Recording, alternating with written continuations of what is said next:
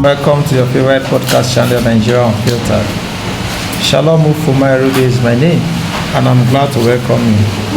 Okay, today I want to talk about a trending issue, and it has become a matter of concern.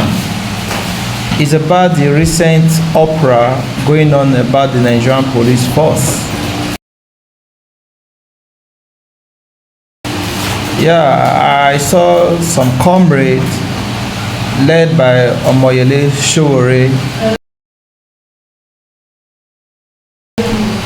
yesterday at the national headquarters of the Nigerian Police Force, and they were leading a movement for the benefit of retired police officers. Now, there's something I'd like to say. Talking about corruption, Nigeria has been a state that is bedeviled with corruption. But there's a popular saying that if the foundation is destroyed, what can the righteous do? A corrupt system cannot bet anything good. We have been complaining that the Nigerian police force is corrupt, Roja me, Roja that, Roja this. The question now is, when I heard what the average police officer is taking home, is unfair. It's really unfair. A lot of things need to change in this country if truly we can get it right. The Nigerian police force who risk their lives standing on the road, guiding these big politicians, guiding the captains of industries, doing this enormous work, risking their life at risk. At the end of the day, these politicians, and what name you can call it, they'll be cashing out at the detriment of these officers. It's not ideal.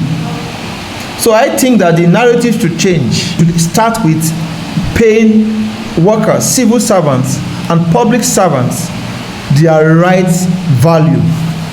A lot of employment in this country is underemployment.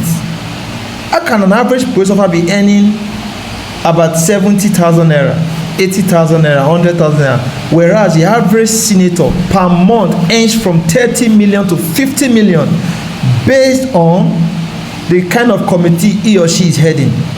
Is totally unacceptable. I think the narrative should change. We should not be fighting the police. Right now we should be fighting for the police. Not just that, the Nigerian education system, the lecturers, if you see how lecturers or academics are paid in this country, you will want to cry.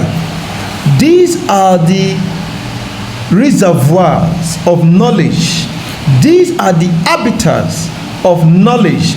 These are the engine room of the nation. If a nation must succeed, education must be put in high place and value. These lecturers, university professors, university dons, they're not even earning up to ₦1 million per month, whereas the average Nigerian senator is earning 30 million naira. The question now is, what value are these senators bringing compared to what the lecturers or the academics are bringing? It's completely imbalanced. That is what will now bring about corruption. You see our professors being subjected to ridicule and embarrassment. Someone that has given his or her life to education, to learning, to impartation, cannot boast of a house of ease, cannot even boast of providing the basic need for his family. What will not be the end? Some of them, if in an attempt to survive, will not be involved in illegal activities, then yet will not start victimizing them that lecturer XYZ has done this. This is no to injustice. Unfavorable payment formula should end. It's uncalled for.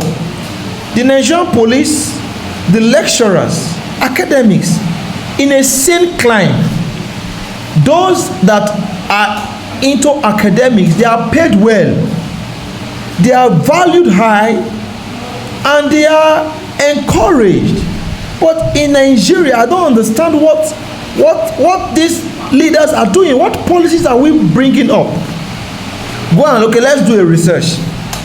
Go and look at the amount an average university done a professor is taking home per month. You'll be surprised and perplexed. Why some of them are earning not even up to ₦1 million a month, yet they give far too much. How can this country grow? How can this country develop? Talking about employment, the life expectancy in Nigeria as of today is below 50 years. Nigeria is too hard to cope with. It's a very frugal society. Anything happens.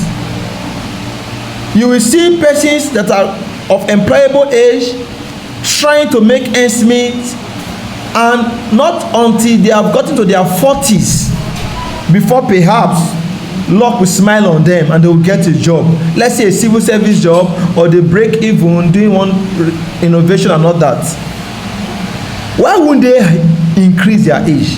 Why would they reduce their age? Pardon. Why wouldn't the average Nigerian want to falsify his or her age? Yet we are saying that age falsification is bad.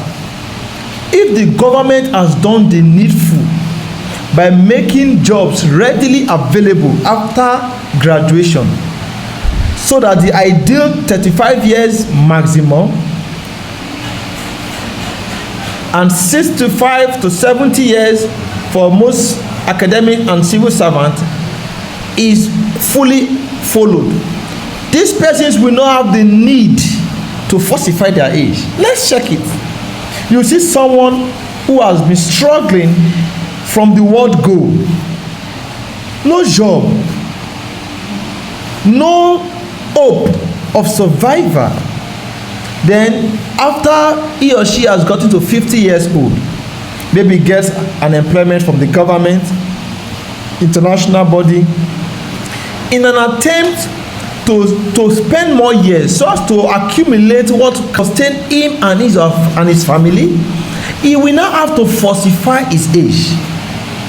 It is that one that the public will see. You see that this country is not really balanced. Now let's comparatively analyze these things. The Nigerian senators, the House of Rep members, they earn in millions, whereas police officers, they are being paid peanuts. Even the army that are risking their lives for the common man, how much are they being paid? They are not being paid well. Why corruption end? How can corruption come to an end? Look at the university dons. Okay, if we now start doing a head count of all the Nigerian universities, let's check how much someone will pay, someone receives per month as a professor. You'll be amazed. Despite the fact that education is very expensive in this country, very expensive, the common man cannot cope. There are certain programs that if you don't have the money and the necessary financial muscle to cope with, you'll be pushed off, you'll be thrown away. There are a lot of things that needs to be said, and a lot of things that needs to be on the table right now. We should do away with politicking and politics and focus on the core. The minimum wage for every worker is too small. You can't be giving a graduate 70 or 75,000 naira for what?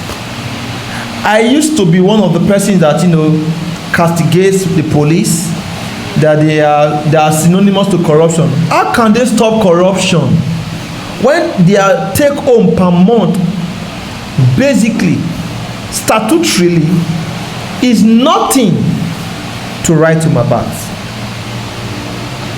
I used to also castigate some lecturers, but the truth of the matter is that they are doing well. Mental skill is not something you play with. It takes a lot of strength and energy. It drains someone. Then after doing all these rigorous activities, you are expecting them to just go home without anything. No. These and more questions are begging for answers. And our leaders, both the federal government and the state government, should have a rethink. I don't know what are the items in the constitution drafting committees of the House of Rep and House of Senate. What are those things that are being put there? Are these basic things met? Are they considered?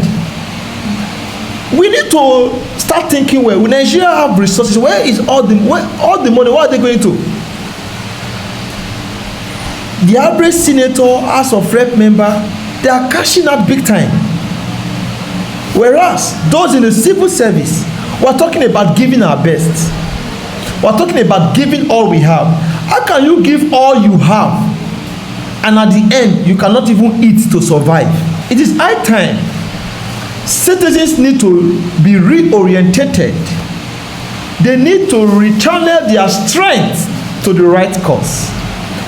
I stand with those persons that are pushing on that minimum wage should increase for the civil servants. Minimum wage should increase for our lecturers, those in the academic. Is a slight, is an insult, is an anathema, an aberration. For those that are in the academic, I stand with every worker, whether a civil servant, whether you are a professor, you are a lecturer, you are working in the academic sector, you are a police officer, an army officer, or anyone that is struggling to make it. I stand with you in this struggle. We are one Nigerians, and we will live to enjoy the dividends of democracy. I hope this message gets straight to the right and appropriate quarters. I leave you with these words. According to the African literary giant Chinua Achebe, until the lion learns to tell his story, the hunter will keep taking the glory. James Baldwin, Afro-American historian, said again, we need to understand history to know where we are coming from, to chart a new course for the future. And Bob Marley once said, emancipate yourself from mental slavery. A luta continua, justo custar, Victoria Assatia.